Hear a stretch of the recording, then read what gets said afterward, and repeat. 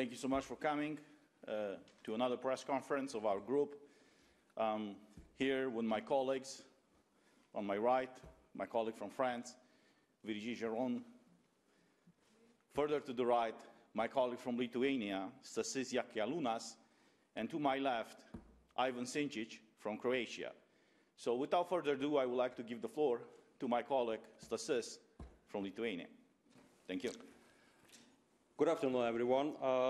The President of the European Commission, Ursula von der Leyen, is part of a gigantic COVID-19 scientific fraud and propaganda campaign that caused and continue to cause massive violations of human rights, freedom, and is a threat to the democracy in Europe. Because of her actions and major conflicts of interest, she should resign from her position as the President of the Commission.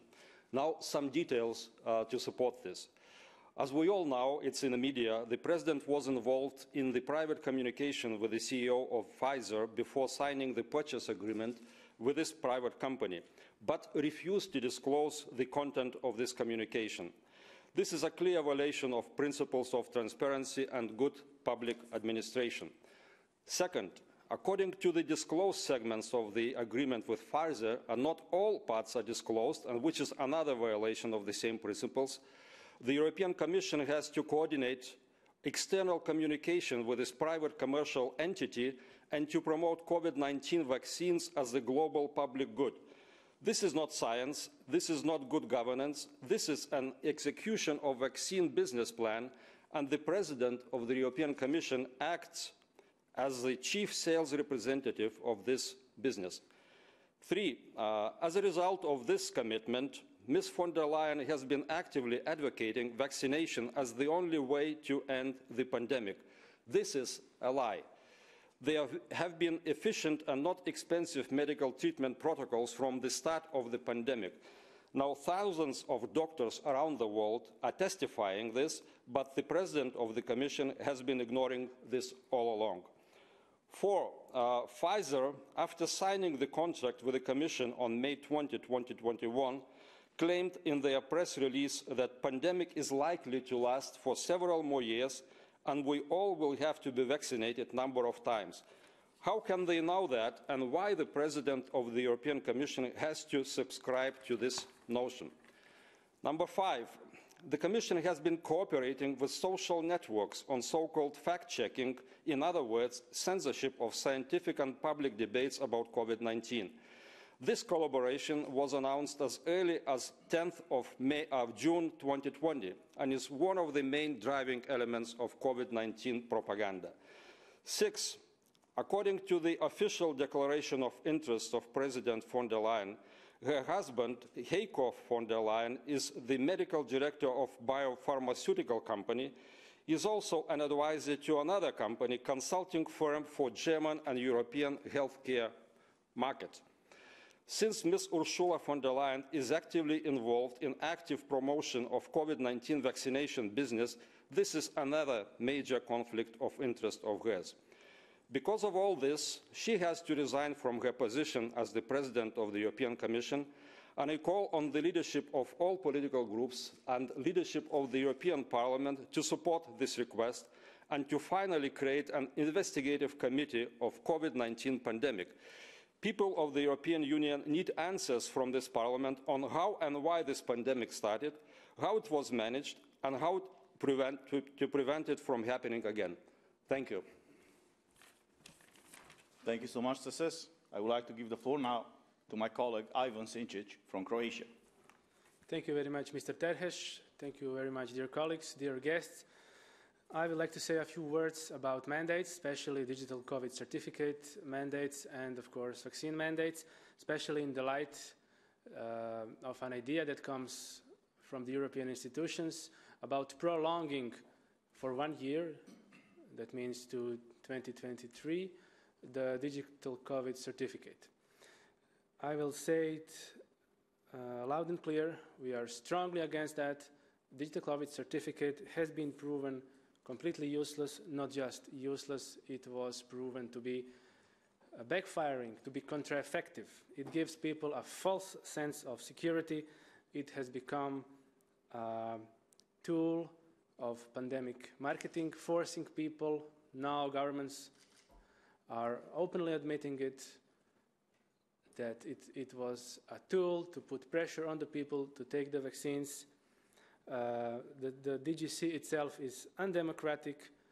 It is blackmailing citizens of Europe for their fundamental rights, for their human rights, for their constitutional rights. In some countries, unless you have a DGC, you cannot access your job, you cannot access your supermarket or store, you cannot access public buildings, etc., etc. It is, as I said, not just useless, it is backfiring, and it is basically a license to spread and infect. There is a James Bond movie from the 1980s saying license to kill, and what we have here is an analogy. We have a license to spread and infect.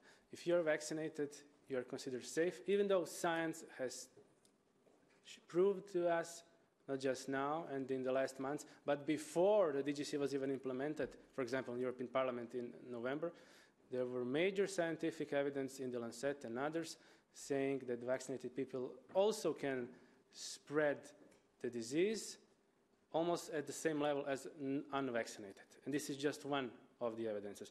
But European institutions continue to ignore this. They continue to ignore these facts. Luckily, some governments, especially recently, have decided to abolish all measures and mandates, and they have set a path to a normal life, or to old normal. And with all this unconstitutional, undemocratic and unscientific behavior, the agents of pandemic marketing, such as President of the Commission von der Leyen, and we have very suspicious information about that, even in the mainstream media now, they continue to promote this madness. Then they now want to extend digital COVID certificate for another year, and we strongly advocate against this. When it comes to vaccine mandates, I must say that some European leaders, such as Mr. Macron from France and Mr. Draghi from Italy, and we have some statements from Austria as well, and these three countries are probably the worst countries when it comes to mandates in Europe, have demonized part of their people that decided that one way of treatment is not best for them, that they want another kind of treatment. They demonized, they ostracized part of their people that simply want to exercise their human rights, their rights to be informed, rights to informed consent, and rights to choose their own therapy. We condemn this, and we simply cannot believe that something like this is happening in Europe in the 21st century. Basically, why would anyone, like Austrian government, want to force their population to take experimental medical product? And the last year has shown to us very low effective, very low quality medical products with plenty of side effects, more than all the other products combined in 30 years, with zero long-term safety. Why would any government in the world or in Europe want to do that, to experiment on its own people, not knowing what will happen in 2 years, 5 years, 10 years? It's a total disaster, and we strongly protest against this, and we are also very happy to be proven right, that what we were claiming, and we were claiming what the science showed us, what the practice showed us in the last few months, that we are on a right path, and we are very happy to see that all around the world many governments are lifting their mandates, and that the people are rising to fight for their rights, for their freedoms, that people who are tired of not just health crisis, but economic crisis, democratic deficit, and everything else I have mentioned, What we have here clearly is a pandemic of corruption, and we are determined to get to the bottom of this. And we want European institutions, starting from Ombudsman to many others, to make full investigations. And what we need in Europe is accountability. Thank you. Thank you so much, Ivan. I would like to give the floor now to my colleague, Virginie Giron from France. Merci. Mesdames et messieurs, merci d'être là, parce que pendant que nous sommes tous confortablement assis ici à Strasbourg, mes compatriotes de toute la France sont au froid à Bruxelles pour dénoncer les mesures liberticides mises en place par des gens qui sont dans les mains des lobbies. Comme mes collègues l'ont dit, nous avons besoin de transparence. Mais Mme von der Leyen préfère répondre que les États membres réfléchissent rapidement à la mise en place de l'obligation vaccinale. Pour ce faire, la Commission a décidé sans fondement sanitaire ou scientifique que le certificat Covid européen sera prorogé jusqu'en juin 2023. Rappelons ici que cette date correspond à la fin de la phase clinique 3 de ces vaccins. Oui, nous sommes en pleine étude clinique. Aujourd'hui, plus d'1 million de cas d'effets indésirables sont répertoriés par l'EMA, l'Agence médicale européenne. 1 million sans compter ceux qui ne sont pas transmis, car il y a beaucoup de réticence de la part des médecins à le faire. Dans ces rapports, on voit que des enfants font des AVC, des enfants font des myocardites, des enfants font des péricardites, des enfants font des maladies auto-immunes à cause de vaccins anti-Covid pour une maladie qui ne les concerne pas. Je vais donc redéposer une résolution pour un fonds d'indemnisation des victimes des vaccins anti-Covid. Je remercie d'avance aux décodeurs de fake news de bien faire leur travail, pas comme la dernière fois. Cette résolution a déjà été déposée en septembre. Elle a été balayée d'un revers de la main, même pas débattue, et c'est un scandale. Un jour, tous ces gens, lobbies, gouvernements, technocrates, médias, complices, devront répondre de leurs actes. En attendant, je répondrai simplement à Clément Beaune que le seul convoi de la honte et des égoïstes est celui envoyé par Macron sur des Français qu'il a très envie d'emmerder, sur des Français qui, pour lui, ne sont rien. Je vous remercie. Thank you so much. I would like to take this opportunity. I will be speaking today about transparency, the importance of transparency in the European Union, and I will prove why transparency is so important, especially when we talk about rule of law. Before I start my argument, I would like to take this opportunity to thank a journalist from Germany who did not stop, who did not cave, and who was not afraid to seek the truth. When this journalist, whose name I don't know, and that's not important, saw the news out there in the month of April of 2021 that Ursula von der Leyen signed a contract with Pfizer for 1.8 billion, not million, billion with B, new doses of Pfizer vaccines. The guy requested from the European Commission, based on the regulation, the EU law, that gives you guys access as journalists to documents held by the Commission. So this journalist requested all the communications between the European Commission and between Ursula von der Leyen and the head, the CEO of Pfizer company. The answer that this journalist received from the European Commission was that they cannot give him the personal messages or the direct messages between Ursula von der Leyen and the head, the CEO of Pfizer. The journalist did not stop there. He filed a complaint with the Ombudsman Office. In the month of September of last year, it was publicly announced by the Ombudsman Office that they are starting an investigation. I'm not here to criticize the media, but I have to tell you guys, the Brussels media was only one outlet who reported the story. We as MEPs, we found out 2 weeks afterwards about this investigation. And we start promoting that, and that's how the mainstream media started talking about that investigation. A few weeks ago, the Ombudsman released the conclusions of that investigation. And the Ombudsman Office said, and I quote, there was maladministration. when the European Commission, and implicitly the head of the European Commission, Ursula von der Leyen, refused to disclose these personal communications between her and the Pfizer CEOs. So my question to all of you, not only of you as journalists, but people who are watching us and who will be watching us, is this the kind of Europe that we want? Where the president, an unelected by the people president of the European Commission, is negotiating personally with the head of a private company that will affect our basic fundamental rights, as all of my colleagues already said. We should, not only that we are entitled by law and by the Treaty of the European Union to have access to these documents, but it should have been her, the first one disclosing this information to us as MEPs, to you as journalists, and to everybody living in the European Union, because we are all affected by these decisions. And that did not happen. So I have to take this opportunity to thank Emily O'Reilly, the European Ombudsman, for not caving, for not stopping, and for actually doing her job. She was pressured.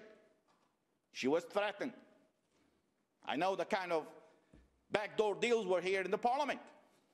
To stop mentioning in all these reports about her activity, do not say anything about the contracts. Backdoor deals. But she did not stop. She did what was supposed to be doing. And that's how we found out that there was maladministration. But this is not enough. You remember a few months ago, in a similar press conference, I showed you the contracts, the way they were released to the public and to US media. After the pharma companies accepted to be released this way. And I will show you some of the pages. This is the contract with Moderna. Pfizer is even worse. At least here you can see the page number. In the contract with Pfizer that was released to the public, you can't even see the page number. So I'm asking all of you, is this transparency? Do US journalists or US people feel safe when the head of the European Commission is negotiating personally with the CEO of a private company, public company, whatever, you know, they have stocks, but it's still a company. It's not a government. It's not a state.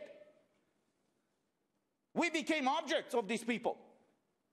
They strip away our rights because they have commercial agreements. This is unacceptable. So yesterday, we had to vote in the plenary, and you can check the records, on what is called the Activities of the European Ombudsman Annual Report for 2020. And I have to congratulate my colleagues from all the groups who included in this report, in the draft report, I would say, before it was put to vote, an article where the Parliament, the European Parliament, is demanding, it's asking, it's urging the European Commission to release not only all the contracts that were released, as I showed you. This is the great transparency in the European Union.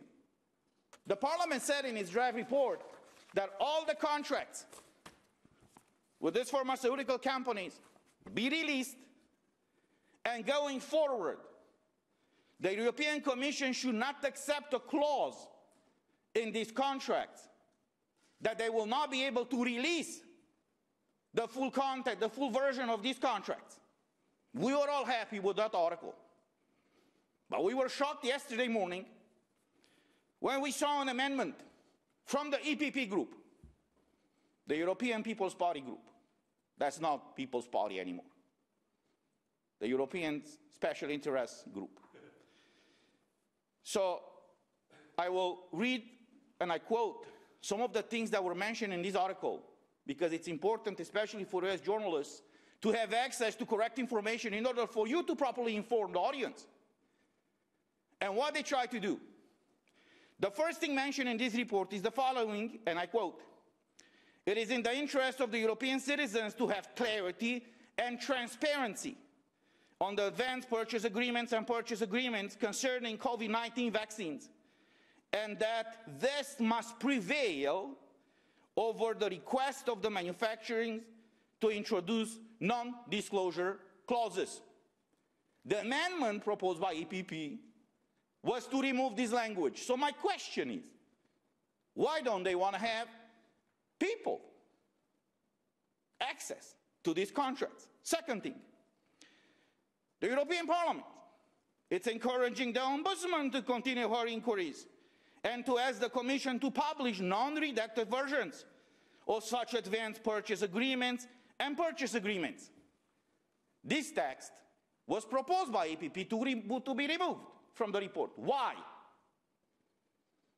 And I'm urging you guys as journalists, ask the leadership of EPP group why they don't want the European citizens and you as journalists to see the contracts, the content of these contracts. The article also says that emphasizes that any lack of transparency in the framework of COVID-19 pandemic is at odds with citizens' rights to information and fuels disinformation and distrust, which is true. We don't know what's in these contracts. Some people contacted me unofficially who said, man, you should not be aware everything is okay. I said, I don't know. I don't know. But just the fact that even us as MEPs, we are not able to see the full version of these contracts, this is a problem in itself. Even this text, they wanted to be removed. And there was another mention where the European Commission was urged to publish, fully publish all these contracts. Also this text was proposed to be removed. But see, people have the power. We mentioned before that we are elected by the people, for the people. So we had a vote yesterday from all the political groups except EPP, who took into consideration the fundamental rights of the European citizens. And this is how they voted. Here's the result of the vote. 187 MEPs, the vast majority from EPP, voted in favor of this amendment to not allow the EU citizens and the journalists to have access to full contracts. On the other side, 506 MEPs voted that these contracts be published, that the European Commission should publish them immediately, and they should not accept any such clauses going forward. I've done a calculation. 27% of the MEPs who voted yesterday voted against transparency, and 72% of the MEPs voted in favor of transparency. These were all across political groups except EPP, from the left to the right. Because we are here for the people. So I would like to take this opportunity to thank again to this journalist from Germany who did not stop and keep pressuring to find out what is going on between these messages that were privately exchanged between the head of the European Commission and the CEO of Pfizer. I would also like to thank my colleagues from all political groups who all fought for the same thing. We all want these contracts to be published. And I think it's time, as all my colleagues said, the European Union right now, it's in a deep crisis. It's in a crisis of leadership, and it is in a crisis of accountability. We already have 2 investigations here that are proving that Ursula von der Leyen is clearly not fit for this office. She committed maladministration on the way she handled that request from the journalist, and 72% of the MEPs just voted yesterday that all of these contracts be published.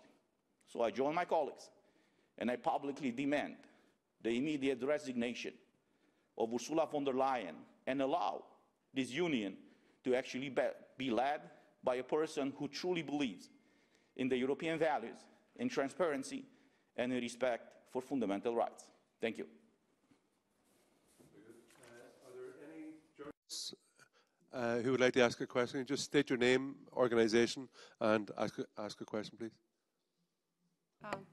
My name is Anna Vandensky from Europe Diplomatic. I have two questions for panelists. It's up to you to choose who feels are appropriate to answer. My first question is that there were a lot of regrets expressed because Madam President von der Leyen didn't come now to debate with the MEPs this time. It's the second time that she didn't come to the Parliament, but she preferred a commercial event promoting vaccine, biotech. So my first question is, do you think that you can explain it with her family relation? Because her husband, Mr. Heiko von der Leyen, is working for vaccine. He's a medical director of a company that is promoting this similar product. And my question to you, don't you think that there is a conflict of interest and she can't express her respect for her husband's work otherwise than using her official position? And the second question is about a situation in Canada, because there was a martial law introduced to quell the protest of vaccine skeptics, because the Prime Minister of Canada, Trudeau, Justin Trudeau, said that it's unacceptable to mistrust the vaccine, and so now he declared martial law, and people can be kept without a lawyer for 90 days, and there can be mass arrests conducted, because last time there was this situation against the terrorist groups. There were 300 perquisitions, je ne sais pas les noms, and 500 people there were mass arrests, and people stayed 90 days without lawyer. So my question is it appropriate to suppress human rights in a country which is a strategic partner to the European Union? I was asking this question here the whole day yesterday. I didn't get an answer. Thank you so much. I would like to give the floor to my colleague Stasys, because he spoke about this personal relationship between Ursula's husband and some of these pharma companies. Yeah, thank you, Cristiano. Thank you for the question. For me, it's clearly a conflict of interest, especially in this situation when this pandemic is managed in the way it is managed, promoting certain products at the expense of other products, treatments, etc. So Mr. Heiko von der Leyen, as I mentioned, is employed or advising not one but two companies. One of them has a relationship through the personnel with Pfizer.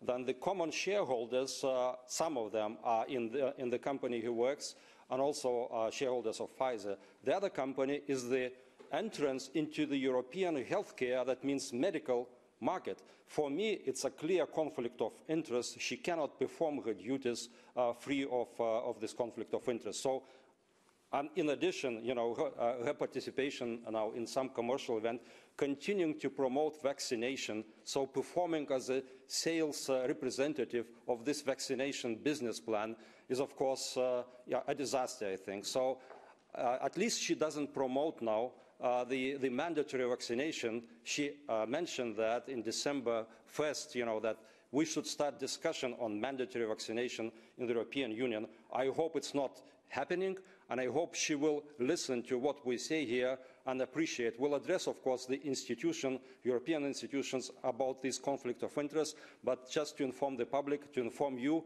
that our position is that she's in a deep, massive conflicts of interest, not one, but several. Thank you. I think you can come here and answer the question about Canada. Okay. If you want to go first with that question, go ahead. No, just continue. Okay. I'm sorry I'm late, but as you can see, I'm a little indisposed. And I have to say, wow, so much has happened since our press conference back in November of last year. And I've been told by so many people that because of my clear stance on defending freedom, democracy, and the rule of law, that I've given a lot of people hope. This is flattering, of course, but it is only part of the story. What we have seen since November is absolutely incredible. People are voicing their opinion on government overreach. They're taking to the street, protesting these illiberal COVID mandates, and they're challenging their governments in ever-increasing numbers. In Germany, thousands and thousands of people take strolls every Monday night in hundreds of cities all across the country to express to the German government that they will not tolerate being stripped of their civil rights. In Australia, Italy, France, Austria, New Zealand, and Belgium, in pretty much every Western country of the world. People are rising to defend freedom, democracy, and the rule of law.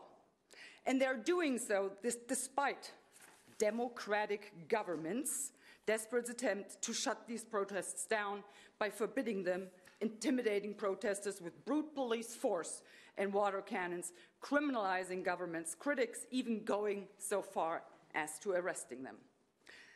And out of all of these movements, it is the Canadian truckers that stand out and shine brightest.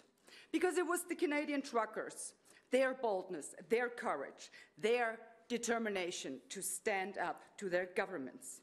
And it was they who inspired so many others all over the world to finally come together and be determined to put a stop to governments tearing down the very foundation of our democracies. And the reason I'm telling you all of this is this. While I might have given hope to people, like I said, it's only half the story, because the other part of the story is this.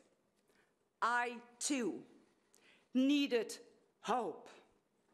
I, too, needed to know that I am not the only one fighting this fight. We all needed this hope. We all did. And this is what you have given us. Hope. Hope that not all is lost yet. Hope that freedom and democracy can still be restored. And it is that hope that nurtures my strength and my determination to keep up fighting on my end of the bargain. Because it is not enough for a handful of MEPs to stand up and toggle this fight. It is not enough. We need you, the people, because you are so infinitely more powerful when it comes to convincing governments that they are not doing the right thing. So please, first of all, thank you for doing all of this, for paying us the strength we need to do our job here. But please stand up to your governments and follow the brave Canadian truckers' lead. They did exactly the right thing. Thank you. Any more questions from journalists, please? Just any? Just any more? Yeah. No, but yourself, sorry, please. I don't find that the speech is answer to my question. Sorry, I would like to have an answer to my question. It was very precise. I can answer to no, but Mr. Mr. Tavares, Therese. I can answer to your question. Yes. It was very precise. Short and sweet. In regards to the first thing, the conflict of interest, we are not prosecutors here. So I will not go into saying if that's a conflict of interest or not. We have the EPP's office, which is led by Laura Codruța-Kövesi, the brave Romanian, who in Romania investigated people for an alleged bribery of 2, 3, 10 euros. So this office should be the one investigating exactly what is happening with these contracts. But I'm not going into that. That's the top of the law enforcement. That's the issue, that's the issue and the subject that should be dealt by the law enforcement agencies. What I'm talking about is the appearance of a conflict of interest. The fact that Ursula von der Leyen is negotiating personally on behalf of the European Union when her husband is already involved in that business, that's a problem in itself. And in any democracy around the world, something like that would have happened, she would have been investigated by the national parliaments. I don't think that will happen here, because everything here is done, as I said, based on backdoor deals and compromises. As far as your second question, what is happening right now in Canada? Look, besides the relationship, the economical relationship and partnership that Canada has with the EU, Canada is a member of NATO. And we see what is happening right now in Ukraine. We see the whole Western world right now being shaken up by people who are disliking us for various reasons. The strength of the Western world is not the army, it's not the economy. We see countries right now, emerging countries, that have stronger economies than any economy in the EU. What made us strong over the history, and I'm talking about the Western world, were the values. The respect for basic fundamental rights, the understanding that the government is there to serve you as citizen, as a person, not for you to serve the government. And what the Prime Minister of Canada, the way he's behaving right now, he's exactly like a tyrant, like a dictator. He's like Ceausescu in Romania. If even you doubt, if you raise doubts about the vaccines, you're outcasted. What's the difference between what he does and what happened under the Inquisition? See, on one side they say, well, we should not believe in God, but on the other side they say, believe in science. We don't have to. Science is not about belief. Science is about measurements, conclusions, hypotheses, and arguments. We got to a point right now where even if you say something, if you raise any doubts, you're already considered, as whatever, they label you in very different ways. This is not okay. And I have to tell you, that when I saw the protests in Canada, the way the truckers over there reacted, I got in touch with some of them, others contacted me, I congratulated them, and I want to use this opportunity to thank them, and I hope this movement for freedom and for rights is spreading all around the world, because at the end of the day, we have to make sure that all these elected officials, they understand that they were elected in those offices to work for the people, not to behave like masters of slaves. Thank you. I'll just finish off. Any more journalists? Any more questions? Okay, I'd like to thank everybody for coming here today. So everybody safe home. God bless. Thank you. Bye-bye.